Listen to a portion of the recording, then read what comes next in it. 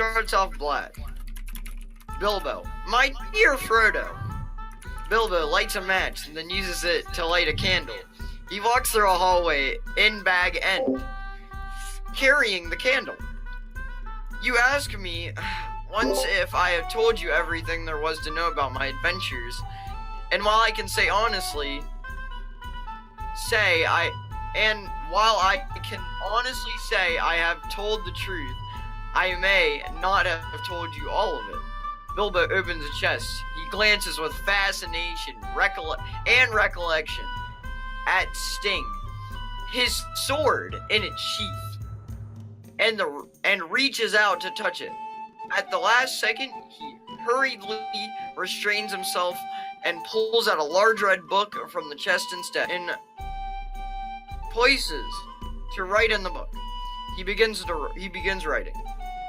I think it's time for you to know what really happened. I began long ago in a land far away in the east. What? It began. Sorry. Are you following along? In a pot of ink, in places to write in the book. He begins writing. I think it's time for you to know what really happened. I began long ago in a land far away in the east. Far to the east. It began in a land far away in the east, the like of which you will not find in the world today. The camera fades away from Bilbo in his study and begins panning over a map of Middle-earth. We see a city, Dale, full of humans and dwarves, walking happily through markets and bazaars. There was the city of Dale, its markets known far and wide, full of the bounties of vine and vale. Peaceful and prosperous, for this city lay before the doors of the great kingdom in Middle-earth, Erebor, stronghold of dwarf lords. The camera swoops over the city of Dale and reveals an enormous mountain just behind the city. A massive gateway has been built into the side of the mountain, flanked by humongous stone statues of dwarves. We see Thor and his son, Thrain, inside the castle, looking out of the battlements and observing their domains. The camera pans through the city of Erebor, seeing vast chambers and massive carved statues. Thor sits in his throne as his son, Thrain, approaches him. His grandson, Thorin, stands at his right side. Bilbo, Thor ruled with utter I'm having a stroke. Busted hell. I'm having a stroke. Surety, that's it. Never doubting his house would endure. For his line lay secure in the lives of his son and grandson. Ah, Frodo, Erebor, built deep within the mountain itself. The beauty of this fortress city was legend. The camera pans over the vast gold quarries within Erebor. Dwarves with magnifying glasses sift through the piles of rare jewels. Smiths pound metals with mallets. A dwarf quarrying for gold sees a glow in the rock. He peels away the rock and finds a beautiful glowing gem, the Arkenstone. Its wealth lay in the earth. Shut up. Its wealth lay in the earth, in precious gems hewed from rock, and in great seams of gold, running like rivers through stone. The skill of the dwarves are unequaled, fashioning objects of great beauty out of diamond, emerald, ruby, and sapphire. Ever they delved deeper down into the dark, and that is where they found it, the heart of the mountain, the Arkenstone. Thor named it the King's Jewel. He took it as a sign that his right to rule was divine. All would pay homage to him, even the great elven king Thranduil. The Arkenstone has been placed in the special pedestal on Thor's throne. As he sits on his throne, flanked by his son, grandson, and other officers, Thranduil and his aides approach. But the years of peace and plenty were not to last. Slowly the days turned sour, and the watchful nights closed in. Thror's love of gold had grown too fierce. A sickness had begun to grow within him. It was a sickness of the mind, and where sickness thrives, bad things will follow. A shadow begins to cover the massive gates of Erebor. Thror walks through his massive rooms full of treasure, looking consumed with greed. Thorin watches him from a distance, then slowly retreats into a shadow.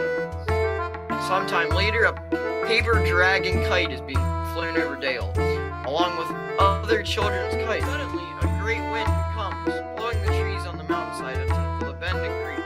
Thorin and Balin,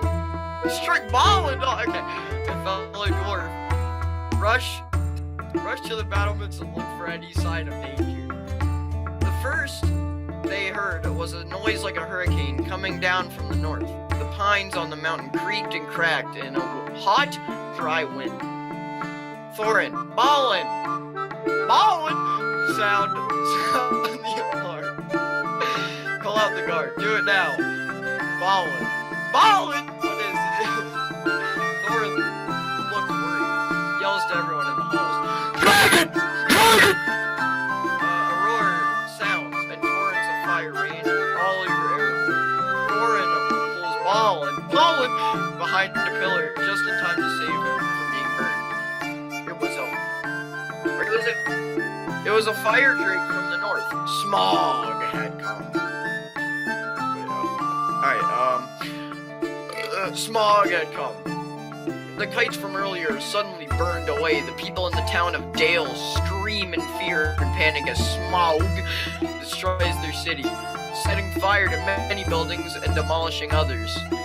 We only see slight glimpses of Smaug as he swoops about, breathing fire and destroying buildings by smashing into them. A little girl cries as she watches her doll burn in the streets. Such a wanton death was dealt that day. For this city of men was nothing to Smaug. His eyes were set on another prize. For dragons, COVID go. It's COVID!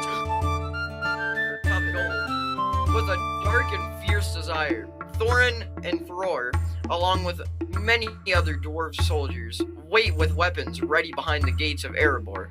Stand firm! Fire bursts through cracks in the gate as Smaug tries to reach his way in. Smaug soon breaks through the gates of Erebor and starts killing dwarves left and right, trampling them and burning them. Thorin is nearly stepped on by the dragon, but he escapes. Thror fearfully runs to his throne and detaches the Arkenstone, running away with it. As he runs through the doorway, he sees Smaug in front of him, tripping. He drops the Arkenstone and rolls into a massive pile of gold. No! Thorin appears and drags him away. Erebor was lost, for a dragon will guard his plunder as long as he lives. As the dwarves run from Erebor, they see King Randall there, and his elves approaching the mountain. Thorin and others scream to the elves to help them. Randall, astride his deer, turns away. Run for your lives! Help us! Thranduil would not risk the lives of his kin against the wrath of the dragon. No help came from the elves that day, or any day since. Thorin glares in anger at the retreating elves. The remnants of the dwarf kingdom slowly journey across vast, swampy lands. Thorin at the front, stands on the mountaintop as his people come to him, robbed of their homeland. The dwarves of Erebor wandered the wilderness, a once mighty people brought low. Thorin works in a city of men as a smith. He pounds a sword with his mallet with increasing ferocity and anger. The young dwarf prince took work where he could find it, laboring in the villages of men, but always he remembered the mountain smoke beneath the moon, the trees like torches blazing bright, for he had seen dragon fire in the sky and his city burned to ash, and never forgave, he never forgot.